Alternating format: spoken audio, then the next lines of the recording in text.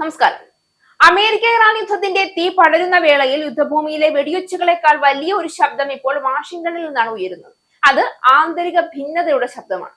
President Donald Trump മുന്നോട്ട് വയ്ക്കുന്ന യുദ്ധ വിജയവാദങ്ങളെ സ്വന്തം ഭരണകൂടത്തിനുള്ളിൽ നിന്ന് തന്നെ ചോദ്യം ചെയ്യുന്ന ശബ്ദങ്ങൾ ശക്തമാകുന്നുവെന്ന റിപ്പോർട്ടുകൾ പുറത്തു വരുമ്പോൾ ഒരു നിർണായക ചോദ്യമാണ് ഉയരുന്നത്.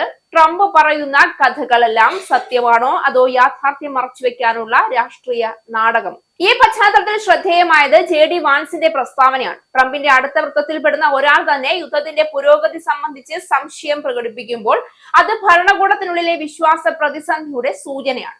യുദ്ധം വിജയത്തിലേക്ക് നീങ്ങുകയാണെങ്കിൽ ഇത്തരമൊരു പൊതു സംശയം ഉയരാൻ സാധ്യതയില്ല. അതായത് യുദ്ധഭൂമിയിലെ യാഥാർത്ഥ്യവും ട്രംപിന്റെ പ്രസ്താവനകളും തമ്മിൽ പൊരുത്തക്കേടുണ്ടെന്ന നിഗമനം കൂടുതൽ ശക്തമാവുകയാണ്. ഇറാൻ യുദ്ധത്തെക്കുറിച്ച് പ്രതിരോധ മന്ത്രാലയം നൽകുന്ന കണക്കുകൾ എത്രത്തോളം കൃത്യമാണെന്ന കാര്യത്തിൽ American vice president JD Vance കടുത്ത സംശയം പ്രകടിപ്പിച്ചതായി പുതിയ റിപ്പോർട്ടുകൾ പുറത്തുവരികയാണ്. യുദ്ധരംഗത്ത് അമേരിക്കൻ സൈന്യം വൻ വിജയങ്ങൾ നേടുന്നുവെന്നും ഇറാന്റെ നാവിക വ്യോമ പ്രതിരോധ സംവിധാനങ്ങൾ തകർത്തുവെന്നുമാണ് പ്രതിരോധ സെക്രട്ടറി പീറ്റ് ഹെക്സത്തും ജനറൽ ഡാൻ കെയ്നും അവകാശപ്പെടുന്നത്. എന്നാൽ ഈ അവകാശവാദത്തിന് പിന്നിലെ യാഥാർത്ഥ്യം മറ്റൊന്നാണോ എന്നാണ് വാൻസിന്റെ ചോദ്യം. പ്രസിഡന്റ് ഡൊണാൾഡ് ട്രംപിനെ പെന്റഗൺ തെറ്റിദ്ധരിപ്പിക്കുകയാണോ എന്ന ആശങ്ക വാൻസിനുണ്ട്. യുദ്ധം 8 ആഴ്ച പിന്നിടുമ്പോൾ അമേരിക്കയുടെ മിസൈൽ ശേഖരത്തിൽ വലിയ കുറവുണ്ടായിട്ടുണ്ടെന്നും ഇത് ഭാവിയിൽ ചൈനയോ റഷ്യയോ ഉയർത്തുന്ന വെല്ലുവിളികൾ നേരിടുന്നതിന് തടസ്സമാകുമെന്നും അദ്ദേഹം രഹസ്യ യോഗങ്ങളിൽ ചൂണ്ടിക്കാട്ടി. പരസ്യമായ പ്രതിരോധ സെക്രട്ടറിയെ പ്രശംസിക്കുമ്പോഴും അടച്ചിട്ട മുറിക്കുള്ളിൽ വാൻസ് ഉന്നയിക്കുന്ന ചോദ്യങ്ങൾ ട്രംപ് ഭരണകൂടത്തിനുള്ളിലെ ഭിന്നതയുടെ സൂചനയായാണ് രാഷ്ട്രീയ നിരീക്ഷകർ കാണുന്നത്. ഇറാന്റെ സൈനിക ശേഷി പൂർണ്ണമായും തകർക്കപ്പെട്ടുവെന്നാണ് പ്രതിരോധ മന്ത്രാലയത്തിന്റെ വാദമെങ്കിലും രഹസ്യാന്വേഷണ റിപ്പോർട്ടുകൾ പറയുന്നത് മറിച്ചാണ്. ഇറാന്റെ വ്യോമസേനയുടെ 2/3 ഭാഗവും ഇപ്പോഴും സുരക്ഷിതമാണെന്നും ഹോർമുസ് കടലിടുക്കിൽ ഭീഷണി ഉയർത്താൻ ശേഷിയുള്ള മിസൈലുകളും ബോട്ടുകളും അവരുടെ പക്കൽ ഇപ്പോഴും ഉണ്ട് എന്നുമാണ് കണ്ടെത്തൽ.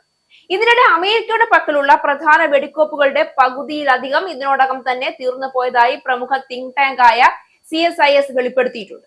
ട്രംപ് തുടർച്ചയായി ഹോർമൂസ് കടലിടുക്കിൽ അമേരിക്കയ്ക്ക് പൂർണ്ണ നിയന്ത്രണം എന്ന അവകാശവാദം ഉന്നയിച്ചിട്ടുണ്ടെങ്കിലും യാഥാർത്ഥ്യം അതിനെ പിന്തുണയ്ക്കുന്നില്ല. ഹോർമൂസ് കടലിടുക്കിൽ ഇപ്പോഴും അനിശ്ചിതത്വം തുടരുന്നു, കപ്പൽ ഗതാഗതം തടസ്സപ്പെടുന്നു, ആഗോള എണ്ണവില ഉയരുന്നു. ഇവയെല്ലാം യുദ്ധം നിയന്ത്രണത്തിലല്ല എന്നതിന് വ്യക്തമായ തെളിവുകളാണ്. ഈ സാഹചര്യത്തിൽ ട്രംപിന്റെ വാക്കുകൾ യാഥാർത്ഥ്യത്തെക്കാൾ കൂടുതൽ രാഷ്ട്രീയ ആവശ്യങ്ങൾക്കായി രൂപപ്പെടുത്തിയ ഒരു നെറേറ്റീവ് ആണെന്ന് കാണാം. ഇവിടെ പ്രധാനപ്പെട്ടത് ഈ ഭിന്നതയുടെ രാഷ്ട്രീയ അർത്ഥം എന്താണ് എന്നുള്ളതാണ്. ഒരു യുദ്ധം നടക്കുമ്പോൾ ഭരണകൂടത്തിനുള്ളിൽ ഏകകണ്ഠമായ നിലപാടുകൾ സാധാരണയാണ്. എന്നാൽ ഇപ്പോൾ സംഭവിക്കുന്നത് മറിച്ചാണ്.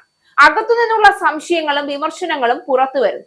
ഇത് 2 സാധ്യതകളെ സൂചിപ്പിക്കുന്നു. ഒന്നാമത്, യുദ്ധത്തിന്റെ തന്ത്രം വ്യക്തതയില്ലാത്തതാണ്. രണ്ടാമത്, യുദ്ധത്തിന്റെ ഫലത്തെക്കുറിച്ച് തന്നെ ഭരണകൂടത്തിനുള്ളിൽ ആത്മവിശ്വാസം കുറയുകയാണ്. JD വാൻസ് ഉയർത്തുന്ന സംശയങ്ങൾ ഇതിൽ നിർണായകമാണ്. അദ്ദേഹം തുറന്നു പറയുന്നത് ട്രംപ് അവതരിപ്പിക്കുന്ന വിജയ ചിത്രം യാഥാർത്ഥ്യവുമായി പൊരുത്തപ്പെടുന്നില്ല എന്നതാണ്. ഇതൊരു രാഷ്ട്രീയ എതിരാളിയുടെ വിമർശനമല്ല, മറിച്ച് അതേ പക്ഷത്തിനുള്ളിലെ ഒരു മുന്നറിയിപ്പാണ്. അതിനാൽ തന്നെ ഈ വാദങ്ങൾ കൂടുതൽ വിശ്വാസ്യത നേടുന്നു എന്നതാണ് യാഥാർത്ഥ്യം.